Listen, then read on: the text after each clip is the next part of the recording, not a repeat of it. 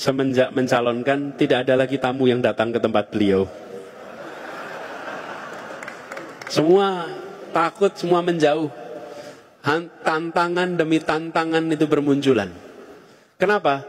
Karena Pak Surya Paloh dan Nasdem memutuskan untuk mengambil gagasan gerakan perubahan. Langsung berhadapan dengan tantangan yang tidak kecil. Kalau mau hidup nyaman enak, cukup duduk-duduk tenang, mengikuti rombongan hari ini, pasti nyaman. Betul tidak? Tapi Bapak sekalian, inilah ciri-ciri yang mau mengambil tanggung jawab. Kita tidak terlalu khawatir dengan apa yang ditulis wartawan, dan kita tidak terlalu khawatir apa yang ditulis oleh media sosial. Tapi kita lebih memikirkan apa yang akan ditulis para sejarawan di masa depan. Dan apa yang nanti dipertanggungjawabkan di hadapan Allah di masa yang akan datang.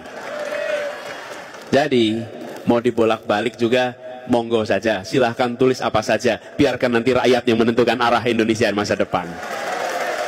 Nah, 1 tahun sudah terlewati, alhamdulillah bulan yang lalu bisa mendaftarkan, dan waktu itu saya sampaikan mohon maaf bila mengecewakan mereka-mereka yang pesimis bahwa ini bisa berlayar.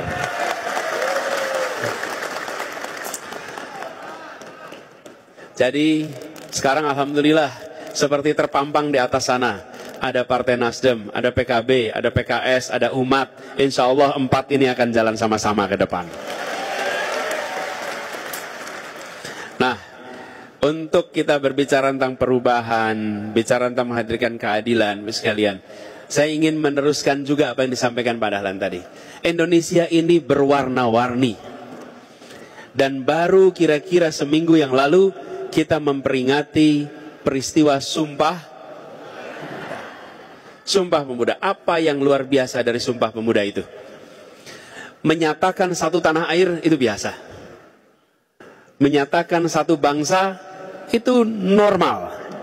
Tapi menyatakan satu bahasa persatuan itu membutuhkan keikhlasan yang luar biasa. Itu membutuhkan kemauan untuk menerima. Bayangkan bila, ini kita lagi di Solo nih sekarang nih, kira-kira utusan Jong Java waktu itu di kongres itu, ketika pulang kampung misalnya dari Solo, sampai di Solo ditanya tidak sama tetangganya, sama teman-temannya, jenengan ini pripun toh, kok malah Melayu itu loh, bahasa Melayu, lawang bahasa paling banyak itu penggunanya bahasa Jawa kok malah tidak mengusahakan bahasa Jawa menjadi bahasa persatuan. Kok tidak mengusahakan bahasa Sunda, bahasa persatuan? Mereka memilih menggunakan bahasa Melayu karena waktu itu menjadi lingua franca. Dan apa yang terjadi? Pemilihan satu bahasa persatuan itu telah membuat hari ini kita bisa berjumpa siapa saja tanpa perlu penterjemah. Oh, itu diperlukan kemauan untuk menerima. Saya ingin sampaikan, bila masyarakat Jawa waktu itu tidak memiliki kelonggaran hati, kemauan untuk menerima justru bahasa yang jumlah orangnya paling sedikit, mungkin kita tidak punya persatuan. Itulah kebesaran masyarakat Jawa yang kontribusinya sangat besar bagi bersatunya Indonesia hari ini. Dikasih contoh bahwa jumlah terbanyak tidak harus kemudian selalu yang digunakan. Dan ini tidak dimiliki negeri-negeri lain. Ibu bapak sekalian, lihat Uni Eropa. Uni Eropa itu satu negara sekarang, namanya Uni Eropa. Kumpulannya adalah 28 negara bagian. Kalau kita provinsi, negara bagian. Apa bahasa resminya Uni Eropa? Ada yang tahu? Bahasa resminya 23 bahasa, Bapak Ibu. Artinya apa? Kalau ada rapat-rapat di parlemen, di belakangnya penterjemah. Semua dokumen diterjemahkan dalam 23 bahasa. Seluruh urusan pakai 23 bahasa. Dan dijamin tidak mungkin punya pasukan perang yang kuat, karena tidak mungkin komandan dan anak buah bekerja pakai penterjemah. Betul tidak? Saya sering menyampaikan, kalau dunia mau lihat di mana sebuah bangsa yang matang, datanglah ke ujung tenggara Asia. Di situ ada sebuah bangsa namanya Indonesia, dan bisa jadi contoh untuk persatuan. Ini kita nih. Bagaimana warna-warni itu berkumpul jadi satu. Dan kita itu satu pertama, lalu kita jadi satu negara tahun 45. Lalu tahun 50 kita jadi satu NKRI. Sebelumnya belum NKRI. Sesudah ada mosi integrasi Muhammad Natsir, kita menjadi satu negara kesatuan. Lalu tahun 57 kita jadi satu wilayah dengan ada deklarasi Juanda. Dan sekarang satu yang berikutnya yang harus kita raih, sudah satu bangsa, sudah satu negara, satu kesatuan, satu wilayah. Satu berikutnya yang harus kita ambil adalah satu kemakmuran, satu kesetaraan.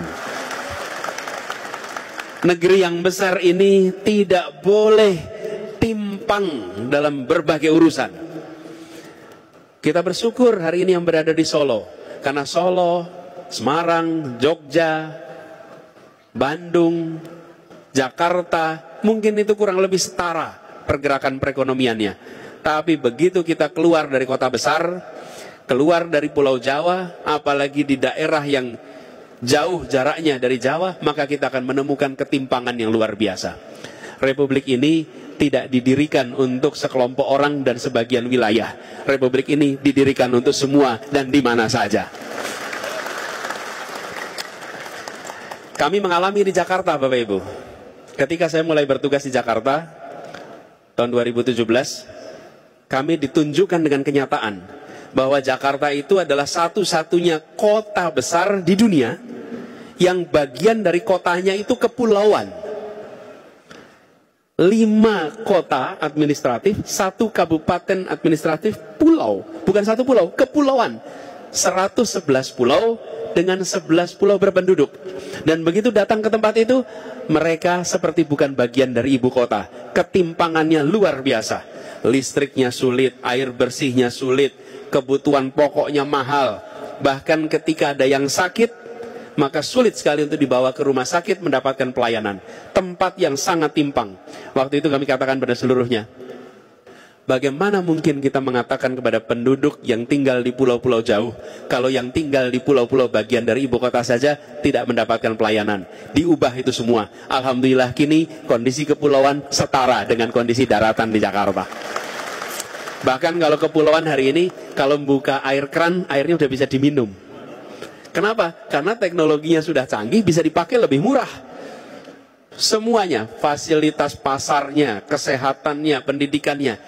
Ternyata ketika sudah kami lihat apa yang dibutuhkan.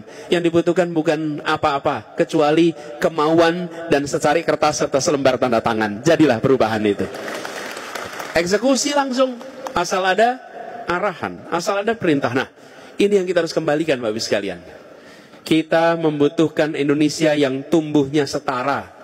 Dan kita menginginkan Indonesia yang hukumnya tidak berat sebelah. Hukumnya adalah memberikan kesetaraan kepada semuanya. Setara ekonominya, setara pertumbuhannya, lalu ada kepastian hukum. Bila aturan hukum yang ada itu tidak memberikan kepastian, tapi justru memberikan ketidakpastian, rusak tatanan kita. Hari ini kita sering menemukan, bila tidak viral, maka tidak dapat perhatian. Betul tidak? Bila menyangkut yang kecil, maka landep.